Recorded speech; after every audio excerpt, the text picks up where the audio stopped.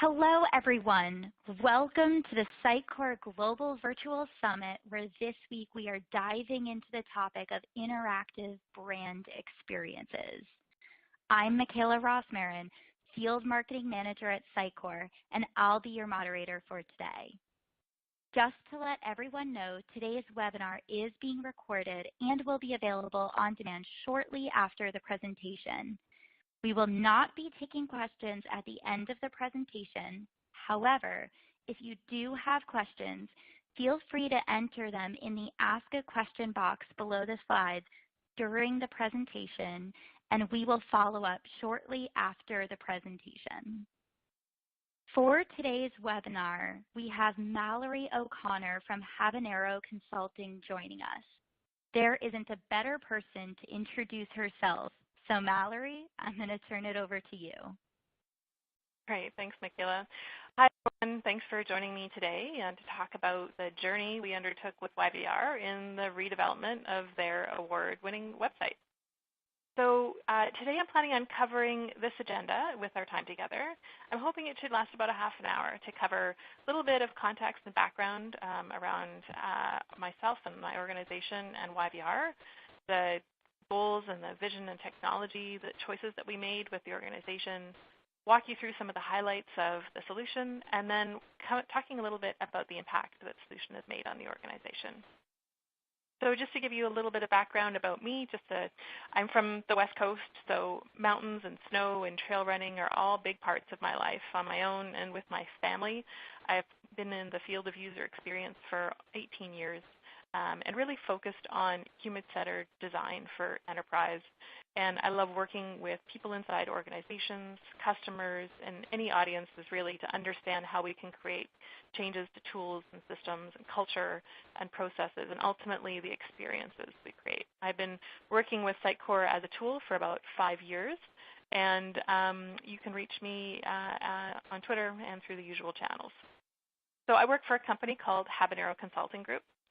And at Habanero, our focus as an organization is to bring human-centered and holistic approaches to the workplace through our service offerings. So first, we help to create modern workplaces through culture and transformation initiatives.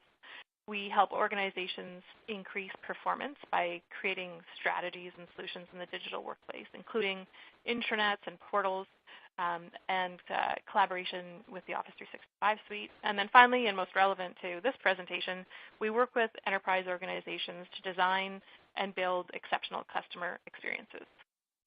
I wanted to take a few minutes too and share a little bit about YVR.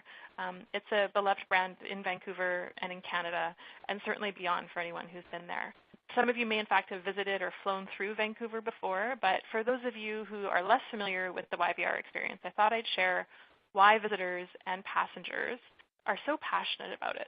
Vancouver is located, let me help you sort of triangulate your space. It's right on the southwest corner of British Columbia, and it's about a couple hours drive north of Seattle, Washington. It's nestled amongst mountains and oceans in a rainforest. It's naturally, geographically beautiful and frames YVR. The airport itself is about 20 minutes from downtown by train. And it's actually Canada's second busiest airport. Last year, they saw 22.3 million passengers pass through. And they've been the recipient of many awards that validate YVR as an industry leader. In 2016, they won the best airport in the world at CAPA's Aviation Awards for Excellence, which is based in Amsterdam. And this year they were voted the top airport in North America for an absolutely unprecedented 8th year in a row by Skytrax. So there's a number of attributes in making visiting YVR such a special in-person experience, and I wanted to share what some of those are. First of all, when you walk into YVR, it's incredibly bright and airy when you walk through. The feeling inside the terminal comes from its natural light. It's very open. The architecture is very airy. And they've chosen this palette of calming colors to represent the land, the sky, and the sea. There's also incredible art infused throughout the airport that reflects sort of the Aboriginal heritage and the ancestral lands upon which YVR operates. In fact, when you come in, these two welcome figures standing near the bottom of the escalators and stairs and streams that lead you into the Canada Customs Hall, they actually display a traditional Coast Salish welcome for travelers. And this large acclaimed sculpture called the Spirit of Haida Gwaii is called the Jade Canoe by artist Bill Reed, and it's often described as the heart of the airport. Beyond the art and architecture is the overall quality of the experience, whether it's in the food court or here at the Jetside Bar at the Fairmont Hotel on site. Every moment is carefully and thoughtfully created at YVR. But more than anything, I think the airport experience is about their people, from their staff in this photo to their renowned green coat volunteers. They take pride in creating this caring and really welcoming experience for travelers from around the world and their friends and their families. So hopefully that gives you a flavor of what it's like to be at YVR. I think that all of these things together, whether you're conscious of these little decisions or not, add up to an in-person experience that's distinctly YVR and that they refer to as a sense of place. And when I fly back from vacation or I'm coming through the airport on a work trip, the moment I enter the airport on my way back, I think of it as home, and it's very familiar and welcoming and comfortable. So now that you have a bit of context about YVR, let's talk a little bit about the context of the project. The last version of the website was launched in 2009 on Sitefinity, just before the 2010 Winter Olympic Games came to Vancouver. It held up really well for a long time, but by 2016 standards, there was a gap between the digital experience and the in-person experience. We all know that how people travel and how they move through airports today and the information they rely on is really different from what it was 6 or 7 years ago. And without a fully responsive mobile experience and only providing limited access to key services and functionality like maps, which were housed in PDFs, limited multilingual content, and a limited search, the experience was definitely falling short of the in-person. YVR also had this developing future-oriented technology concept called the perceptive airport. It supported a long-term vision for customization, personalization, and automation, and the website needed to play a key role to deliver on that vision itself. Despite the use of a CDN, a content delivery network, there was concern about how the website would perform during disaster scenarios or at times of large increases in traffic. From a content authoring perspective, from a back-of-house perspective, it was very difficult for authors in the existing system to change templates or features, functionality, as well as content. Also, you can see that there was a dedicated mobile site, so duplicate content was required to support the desktop version and mobile versions of the site. Essentially, YVR had grown out of its website. Its purpose had expanded beyond just a digital communications tool, and it needed to be much more highly functional and a future-oriented experience. Here's a great quote from one of the website's key stakeholders, Alana Lawrence. From the beginning, we saw that the new website as an extension of our award-winning airport. We sought to replicate the terminal experience online, providing our customers with easy access to desirable information in an engaging and enjoyable format. And I think that gets to the heart of what we were trying to accomplish and really set the stage for the project. To address these challenges, we actually worked with YVR to establish 3 key objectives to frame the redevelopment of the site. The first was to better connect YVR with its users through an accessibility compliant and fully translated website. With the focus on becoming a global gateway, accessibility and language was playing a huge role in the future goals of the website. To connect YVR's online tools through a single source of truth, the new digital gateway, thereby providing a seamless experience for the customers. The digital gateway is a two-way, cloud-hosted sort of central repository of data, and it acts as the central information hub for YVR's various services, things like flight notifications that I'll share with you, weather services, facilities information, hours of operation, GIS mapping data. It houses a lot of their data. And it plays a role not just in the website, but in serving information to other digital channels, both now and their vision for the future. The third goal was to create a back-end system that could handle significant spikes in traffic without crashing should a crisis occur. You may remember the July 2013 crash of the Asiana Airlines flight at San Francisco Airport, and it showed the importance of and an airport website being a key communications channel in the event of emergency. And in fact, it didn't hold up. So YVR had the perspective that the new website needed to be rock solid under any pressure it might endure. So to achieve these goals, we engaged in an initial research and strategy phase to co-create the vision and develop the direction and build stakeholder alignment for the new YVR.ca experience. We collaborated with business stakeholders, people from customer care, communications, IT, and commercial services, and we worked with them collaboratively to co-create this vision that the entire organization could share and own. And we based that strategy on a bunch of research activities. We shadowed customer care agents as they're on the phone. We also followed greencoats around on-site to understand where people got stuck in the airport itself. We also conducted listening labs as observation with real users as they used the website to help us understand the role that the website plays for key audiences and to understand their highest priority tasks and pain points. We also looked at the data. We looked across the industry, but we also looked at YVR's own data and analytics. We looked at social sentiment and community feedback to complement sort of the observations that we were able to pull together in person. Traveling through an airport can be really stressful. And to create a really exceptional experience, we needed to put ourselves in their shoes.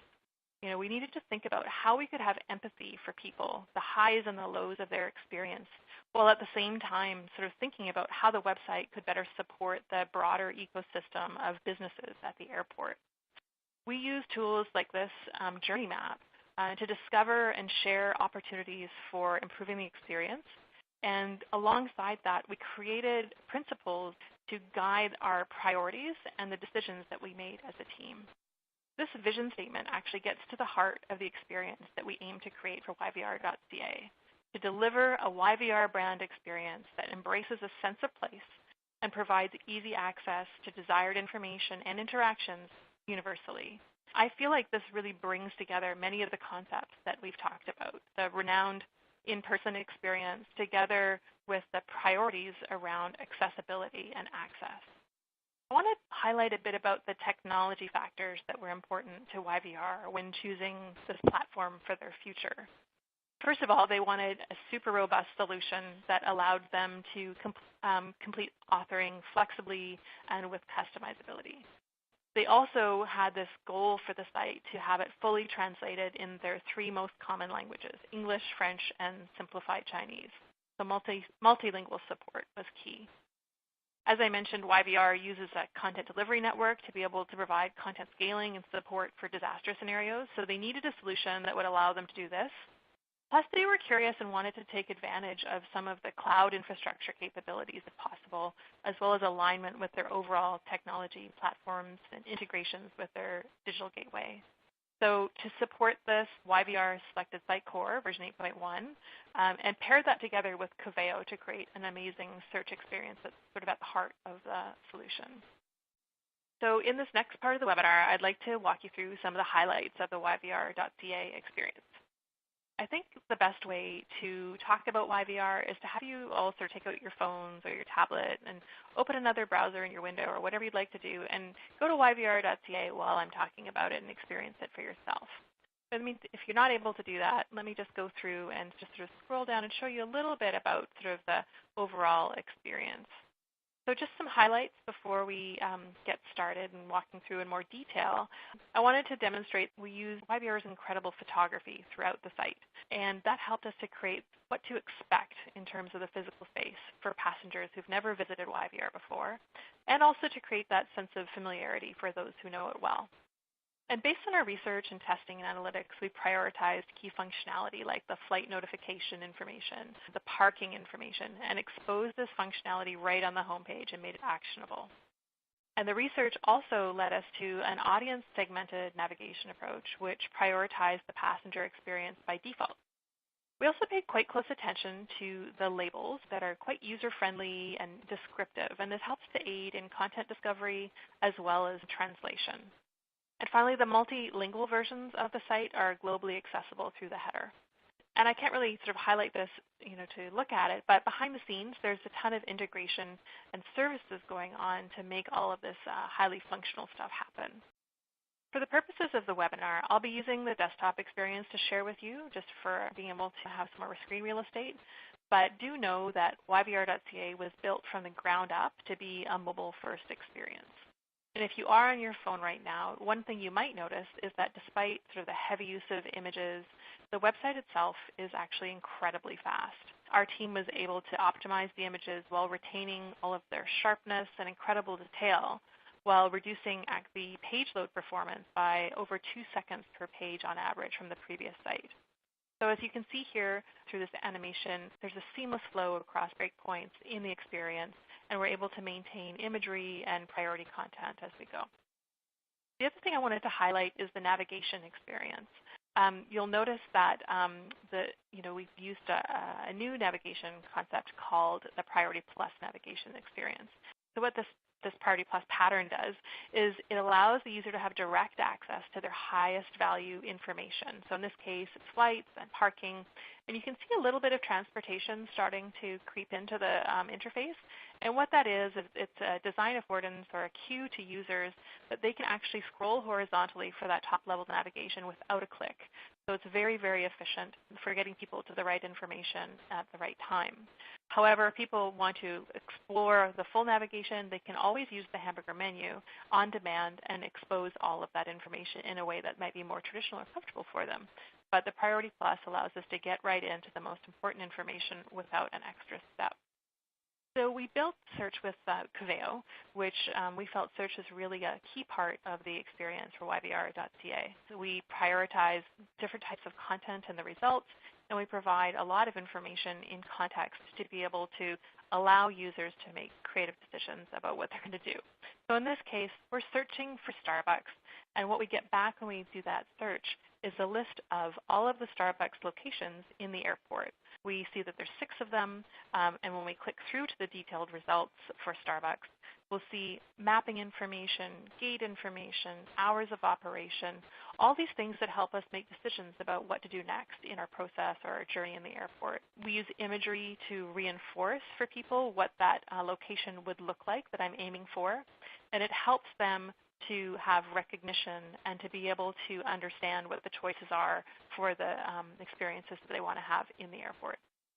Interestingly, we made some assumptions about how search would be used.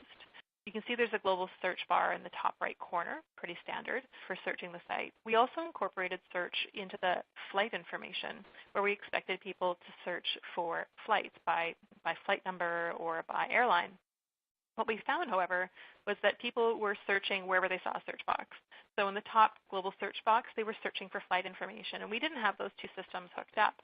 So what we did, based on revealing the search pattern through our analytics, we actually blended those search results, and then we enhanced them a little bit. As you see in this result for this airline search that I did, you can see that we've created a search card which has all the essential information that I would want to know about a flight, where the luggage carousel is. And we've also incorporated some actions around that. So being able to anticipate what people might want with that search result, which is tell me when that flight's arriving, and including the flight notification service right in the search results. And so that's an example of how we've used incremental enhancements, which I'll talk a little bit about a little bit more at the end of the presentation. So mapping is a big part of the site as well. YVR has a ton of information in their GIS system, and so they are moving from, as I mentioned, PDFs, which are still available for those who want them, but to a much more contextual approach to mapping. You can see here that the terminal and the locations are all filterable when you're going through the map process, as well as the level that you're on within the airport. You could select, for an example, and explore dining. You can search by keyword, or you can click through and zoom in to more information in the area that you're interested in. In this case, there's 2 dining locations in the area that's near my gate, and if I click on them, I can get more information. So I can get my coffee at Tim Hortons, I can find out how long they're open for, and I can, again, have this approach of sort of an actionable search experience through the mapping, and to be able to expose the data that lives in the digital gateway and have it displayed contextually. In this case, I'm going through the mapping interface, but we use that very same data throughout the site, and we target it in sections such as passenger guides to guide people through their journey through the airport, or around shopping and dining, as we saw with the Starbucks example as well. Flight notifications are a key part of the site, and you can search in any way that makes sense to you. You can search by airline, by flight number, and in the search results, you receive actually quite rich information about and toggle between things that might matter to you, what's happening today or tomorrow. You can choose to have a notification and sign up for information about that flight. If I'm waiting on picking someone up, I can enter my mobile phone or my email address and get all the updates as they happen live. This is really interesting, I think, for a couple reasons. This experience is full of several kind of small but thoughtful research and observationally designed decisions, including toggling for options between arrivals and departures, using color to reinforce meaning for cancellations and status, arrival status, but really sort of thinking about what you might be coming for and presenting that information in context. And you'll notice in the flight notification process, all I had to enter was my mobile number, and that's a big improvement from, this is in the previous version of the site, there were probably 4 or 5 required fields. And so we've removed the friction for that really helpful service. One of the things that's really fantastic about this too is that this information is coming from the digital gateway. It's updated every minute, so it's reliable and extremely accurate. Also, I wanted to talk a little bit about the multilingual aspect of the site. Having a site in multiple languages on its own is not necessarily that unique, but we're translating everything. That includes flight information status that's updated every minute and rendered for those languages, and it's pushed live pretty much immediately. We had to do some innovative technical stuff to do that, and it was really fun to come up with that solution. We're using Google Translate to support our non-primary languages so that people coming from any part of the world can have an experience with YVR.ca, but where YVR's translation services are focused on the highest priority audiences based on their statistics and their analytics. So I wanted to share a combination of some of the hard and soft measures that we've seen from the website since it was launched.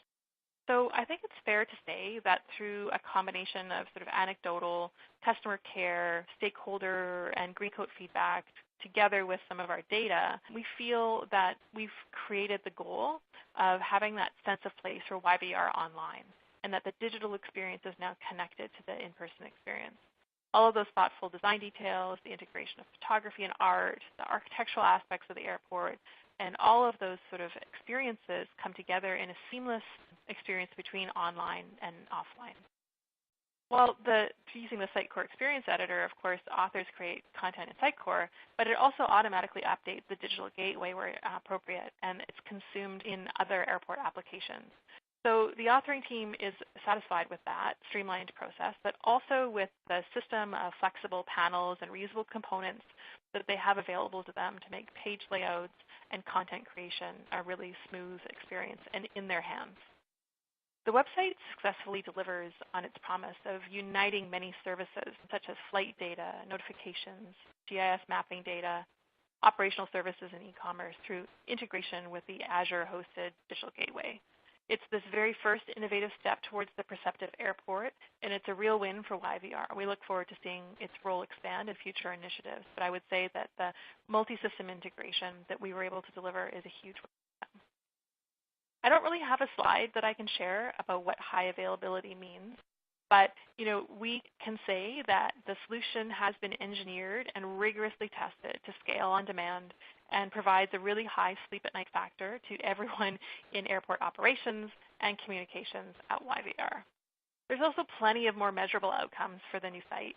People are finding information faster, they can get to their service information, they're using mapping to navigate throughout YVR, better customer or visitor loyalty, success in people finding information, and almost a 100% increase in sort of their most popular service, which is flight notifications.